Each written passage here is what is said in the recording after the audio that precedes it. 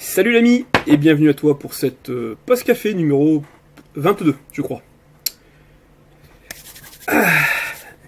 Alors, d'après toi, pourquoi je suis aussi content? Je te mettrais bien une chanson, mais je pense que ça va encore zapper au niveau de YouTube, donc... Et si je te dis... Ground Control to Major Tom... Bon, je sais, je suis pas... T'es pas là pour m'écouter chanter. Je pense que tu as reconnu si tu as suivi hier. Malheureusement, hier, j'étais fatigué, et j'ai raté totalement le lancement de la Falcon 9, la Falcon Heavy d'Elon Musk. Incroyable, quoi. Ce type est fou. Ce type est fou. Alors, je sais jamais si c'est vraiment du pur marketing. Non, je crois vraiment il a son petit grain de génie, son petit grain de folie qui fait que hier, il a balancé sa voiture sur Mars. Enfin, attendez, elle n'est pas encore arrivée, hein. Mais il y avait 50% de chance pour que ça rate. Non, la voiture, pour l'instant, elle est dans la bonne direction. Elle va aller s'écraser magistralement sur Mars. Et à l'intérieur, il y a un bonhomme, il y a un Starman, qui écoute la chanson de David Bowie, que j'ai essayé de te chanter, Space Oddity. Voilà, donc, super. Je sais pas si tu as vu la vidéo, au moins déjà l'animation, qui montre comment la Falcon Heavy, donc qui est composée de trois fusées Falcon 9, a réussi à envoyer la voiture dans l'espace, et surtout comment les deux latéraux, les deux fusées latérales, pardon, ont réussi à se reposer.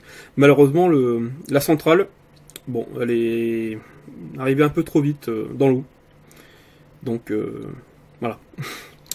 Mais bon, c'est quand même une très bonne réussite, et puis voilà, je trouve ça super motivant d'avoir des gens qui font, bon, peut-être qu'ils font du commercial, mais par là, ils nous font aussi rêver. Et quand on voit, donc, il y avait aussi le coup je sais plus comment ça s'appelle, une sorte, lance-flamme, là. Quand il avait promis, je ne sais plus, pour son opération au niveau du tunnel, là, il avait promis que si ça fonctionnait, s'il avait, je sais plus, tant de vues, il commercialiserait un produit. Voilà, il en a commercialisé un nombre limité d'exemplaires, mais voilà, on le voit encore dans les couloirs se tirer avec son fusil. Voilà, si vous avez l'occasion, regardez-le. Si vous avez aussi l'occasion de voir les vidéos du lancement, c'est super intéressant. J'aurais bien aimé le voir en direct. Je l'ai revu après. Voilà. Alors, bon, je vais pas m'extasier toute la pause café sur Elon Musk. Aujourd'hui, je vais te montrer un petit logiciel qui est écrit sur Python qui s'appelle Blockshell et qui est une implémentation minimaliste d'une blockchain. Voilà, et ça permettra de voir un peu comment ça fonctionne. Voilà, et que l'idée fasse son chemin. Et puis un petit peu plus tard, dans une autre vidéo ultérieurement, on implémentera une blockchain. Pareil, on commencera par une blockchain minimaliste. Voilà, là on fait que tester et on regarde un petit peu le code. Allez, à de suite. On passe à la vidéo. Voilà, pour ma part, je vais utiliser le shell Ubuntu qu'il y a sur Windows 10. Vous pouvez réaliser les mêmes opérations sur Linux, et si vous le faites directement sur le command line de Windows, bon là c'est un petit peu plus compliqué parce qu'il vous faudra installer quelques outils. Là, pour l'instant, ma distribution contient le Python ainsi que l'outil pipe, et aussi l'outil Git. Voilà, donc je vais pouvoir commencer l'installation.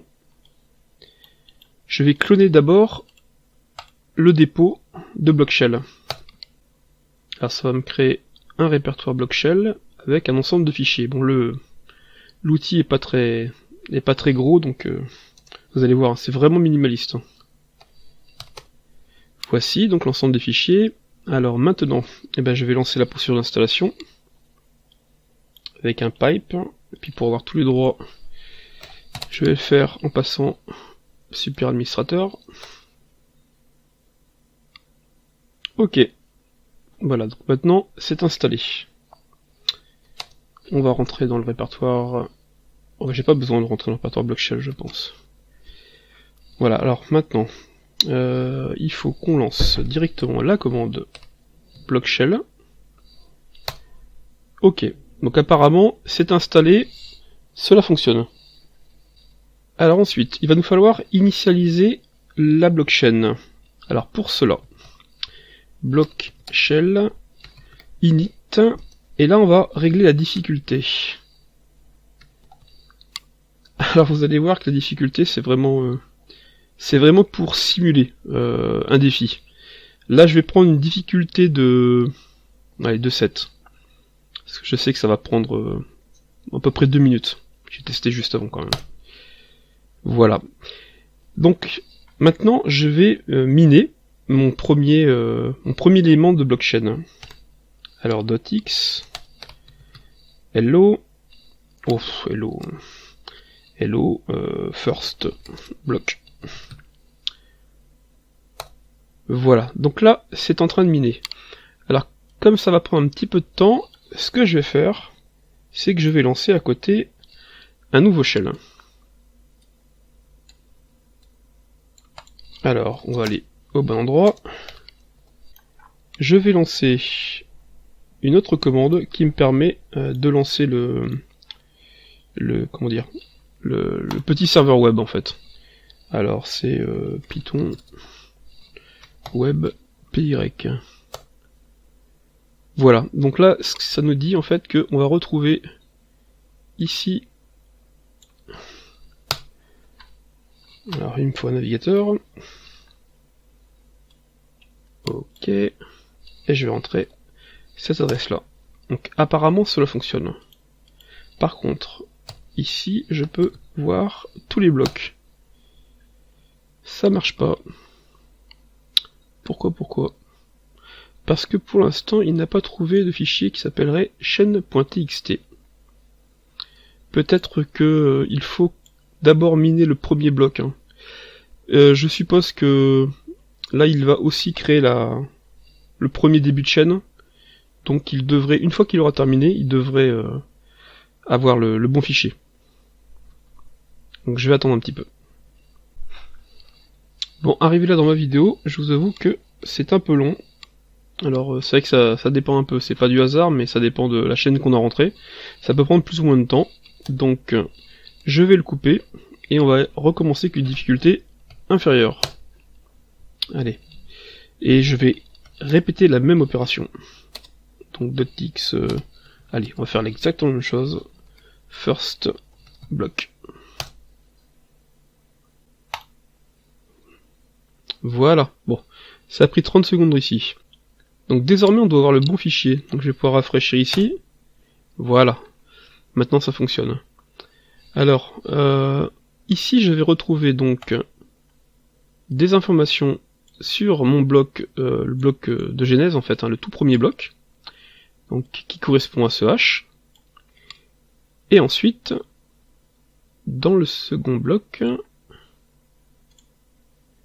voilà. Alors on voit ici, hein, nonce, vous allez retrouver plus tard. Vous allez voir quand même qu'il a tourné. Hein.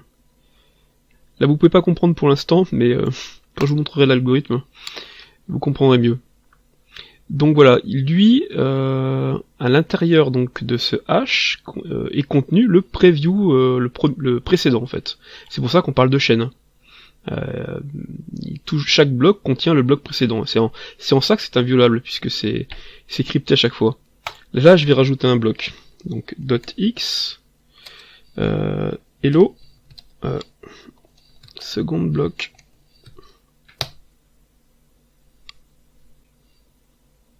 Ah, vous voyez, là c'était plus rapide, hein, 6 secondes. Donc je vais aller le voir, je rafraîchis. Ok. Et donc ici on voit effectivement il y a eu beaucoup moins de calculs. Et encore une fois on contient le précédent. Alors comment fonctionne ce programme? Je crois que le mieux c'est d'aller voir directement dans le code source. Alors on va retourner sur GitHub. Allez, je vais ouvrir une fenêtre ici. Ok, allez, je vais prendre un grand écran. Et là, en fait, bon, web.py, c'est pas intéressant, c'est juste pour créer un serveur web. Par contre, ce qui va commencer par être intéressant, c'est là. C'est-à-dire, c'est les commandes de shell. On a d'abord initialisé la blockchain, et donc on a enregistré la difficulté. Ensuite, commande encore qui est intéressante, c'est .x, puisque c'est là en fait où on mine. Alors pour miner, qu'est-ce qu'on voit .x? Adblock. Donc c'est la fonction adblock qui est utilisée ici. Et sur l'objet coin. Alors tout simplement, on va retrouver... Alors, où est-ce qu'on retrouve coin en premier? Voilà, on sait que coin, c'est un objet blockchain. Maintenant, je remonte d'un cran, je vais aller voir dans blockchain, et je retrouve donc chain.py. Et à l'intérieur, en fait, j'ai ma classe bloc. En fait, là, c'est la structure d'un bloc. Donc ça reste un objet. On voit qu'on a à l'intérieur le previous hash, des données, on a enregistré la date également, enfin la date et l'heure. Ce nonce dont je vous montrais tout à l'heure, en fait, la première fois qui est à 0. Et puis ensuite, il y a le hash en question. Alors, la méthode calculate hash. Voilà, déjà add block, puisque ça commence comme ça. Donc, on crée le bloc, mais surtout, où est-ce qu'on mine? Ah, c'est là ici. Min block. Alors, min block est ici, avec la difficulté en question. Et voilà, en fait, le défi, il est là.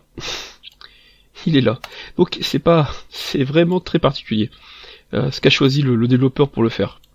Il estime, en fait, que il veut trouver alors, il insère un ensemble de données qui est ici. Est-ce qu'on le trouve là? Ah, j'ai pas la... Je sais pas si, voilà, si, on le trouve ici, la chaîne en question. C'est composé donc de l'ensemble des éléments, du previous hash, et à la fin, un numéro. Ce nonce. Ce nonce, en fait, qui est incrémenté ici. En fait, il va tourner en boucle, en augmentant donc le nonce, et il va calculer un hash à chaque fois, jusqu'à ce qu'il trouve un hash dont les difficultés premiers éléments sont des 0. Alors on peut le vérifier, tout à l'heure on a fait on a testé avec en difficulté 6, et on voit bien que les hash 1, 2, 3, 4, 5, 6, ceux qui ont été trouvés, celui-ci ça a mis pratiquement 31 secondes, avec ce texte-là, c'est le data, et le second, eh bien, avec ce data-là, il a fallu seulement 6 secondes, enfin un peu plus de 6 secondes. Voilà, donc en fait on a pratiquement fait le tour. Le fait de miner, c'est quoi? C'est d'utiliser un défi. Ici, la façon de calculer le hash, bon on l'a fait X fois, un certain nombre, on l'a vu, alors c'était ouf, c'était en regardant celui-ci, voilà, 426, donc 4 261 703. Il a calculé 4,2 millions de fois un hash en SHA 256. Alors le SHA 256,